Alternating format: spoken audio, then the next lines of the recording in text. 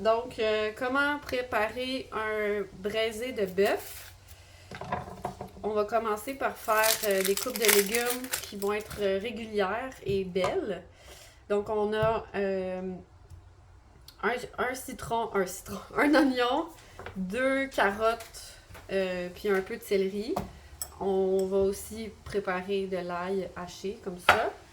Et euh, on va faire des petits dés pour la carotte parce que dans le fond, une carotte, c'est quand même sucré, fait que ça va toujours apporter un bon sucre, un genre de sirop, si on veut, à la préparation qu'on fait avec la viande. Donc, c'est vraiment bœuf et carotte, c'est comme un classique, là.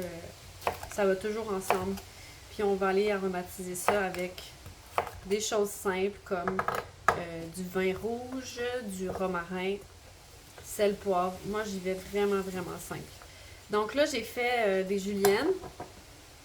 Donc, c'est des morceaux vraiment petits qui vont me permettre de faire des petits cubes. Quand on fait des petits morceaux en cuisine, on augmente le potentiel de saveur parce que les jus, les bouillons, les liquides sont en contact avec plus de surface du légume. Donc, on a plus de chances d'avoir des bons résultats. Puis aussi, c'est plus agréable d'avoir une bouchée avec. Parce que ça, on va le laisser, dans le fond, dans la préparation du bœuf braisé. Donc, c'est plus agréable d'avoir une bouchée avec des petits morceaux réguliers. Ben, je trouve, en fait, là, ça fait comme quelque chose d'un petit peu plus délicat, puis plus d'attention portée à la forme des légumes. Tu peux faire pause. Voici la façon efficace de couper des oignons. Donc, on le coupe en deux sur le sens de la longueur, si on veut. Donc, chaque bout est coupé. Ensuite, on le coupe en deux. Puis, on va aller faire des incisions à peu près proche du bout, mais pas au complet. OK? Donc, on fait comme plusieurs incisions minces comme ça. Ce qui fait qu'on a plein de lignes comme ça, mais que l'oignon est encore attaché à lui-même. Ensuite, rapidement, on peut aller couper dans l'autre sens. Puis ça nous fait des morceaux qu'on appelle ciselés. Et à la fin, je récupère le bout, dans le fond, qui n'avait pas les incisions. Puis je peux juste le couper rapidement dans ce sens-là pour que ça fasse des petits morceaux. Donc, ce type de coupe-là permet de ne pas rester trop longtemps au-dessus des oignons aussi, de se faire mal aux yeux. J'aime beaucoup avoir un coupe-pâte à pâte italienne là, pour ramasser les légumes facilement. Et je suis pas obligée de faire des coupes parfaites. Le but, c'est juste d'aller vite puis d'avoir une certaine régularité dans l'oignon. Parce que de toute façon, ce légume-là va toujours fondre beaucoup plus que la carotte qui garde sa forme, donc, ou le céleri.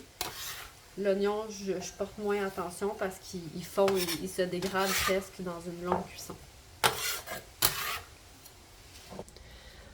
Maintenant, pour la cuisson, comme je te disais l'autre jour, on peut aller préchauffer idéalement une casserole en fonte, mais ça peut être une autre sorte de casserole, il n'y a pas de problème. Donc, on met généreusement de l'huile et on va aller déposer la viande dans la casserole pour la faire brunir de chaque côté. Donc, c'est important le bruit qu'on entend. C'est ce bruit-là que ça prend lorsqu'on veut avoir une bonne réaction de Maillard.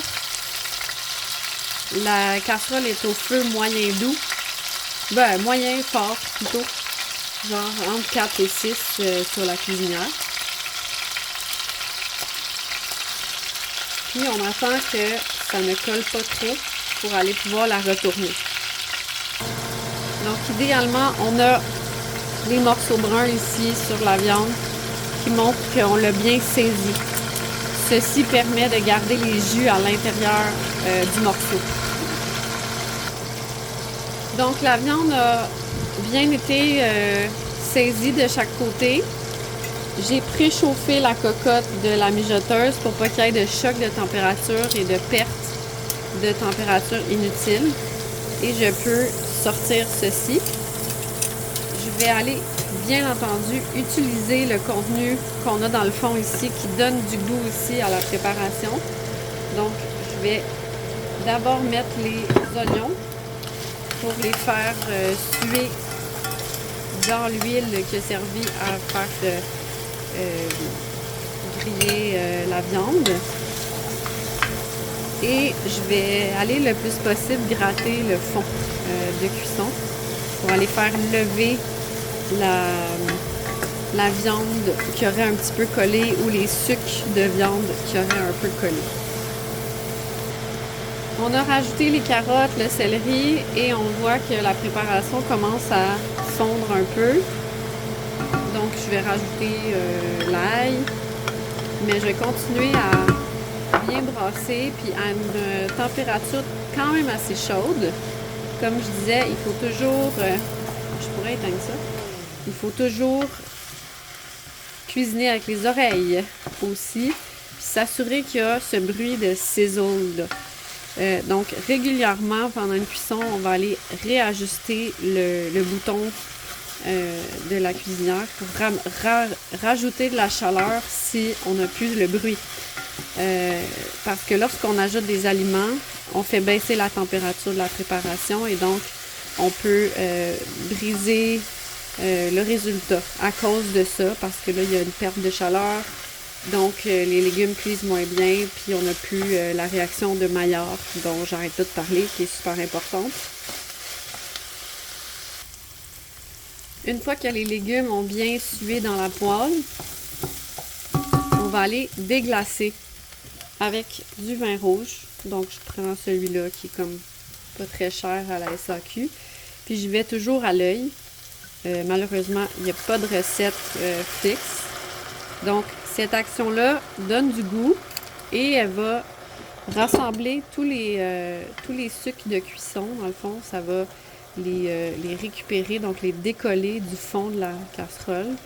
Et ce qu'on doit faire, c'est laisser s'évaporer l'alcool. Donc, on va pouvoir le sentir et le voir aussi. La préparation devient un petit peu plus brunâtre une fois que il reste juste comme le côté vinaigre et saveur du vin et qu'il n'y a plus d'alcool. Ça se met à comme épaissir un petit peu.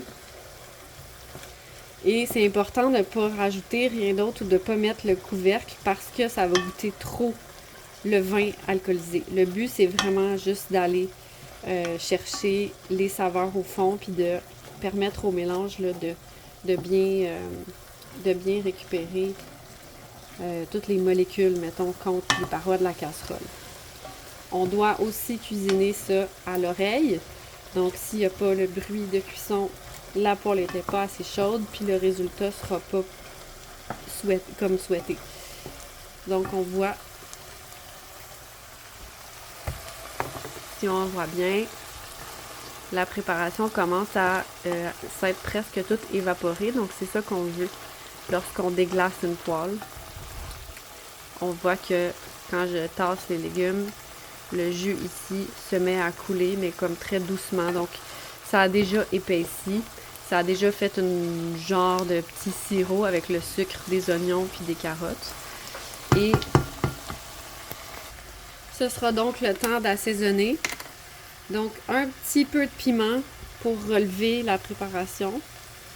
Le piment, ça prend beaucoup de son potentiel piquant avec la cuisson. Donc, il ne faut pas en mettre trop pour pas que ce soit que ça devienne trop piquant. Et également, on met tout le temps à peu près une genre de cuillère à soupe de sel pour terminer de mouiller ça avec un petit peu de bouillon de poulet. Donc 500 ml à peu près. Je vais aller mettre mon romarin là-dedans. Et voici le jus qui va nous permettre d'aller recouvrir la viande dans la mijoteuse ou de remettre la viande dans la cocotte ici et mettre ça couvert au four pendant à 275, mettons, pendant 4 à 6 heures. Petit aparté sur le bouillon. Les bouillons qu'on voit à la surface sont toujours bien beaux. On pourrait baisser un petit peu. Tout au long de la cuisson, on doit aller jouer avec les boutons de la casserole, de la cuisinière pour que on ait toujours pas plus que ça, en fait, de bouillonnement. Pour terminer ici, la préparation est prête pour faire une cuisson lente. Donc, on recouvre et on ne l'ouvre pas là, pendant environ 8 heures pour ce qui est de la mijoteuse à basse température. Et c'est tout!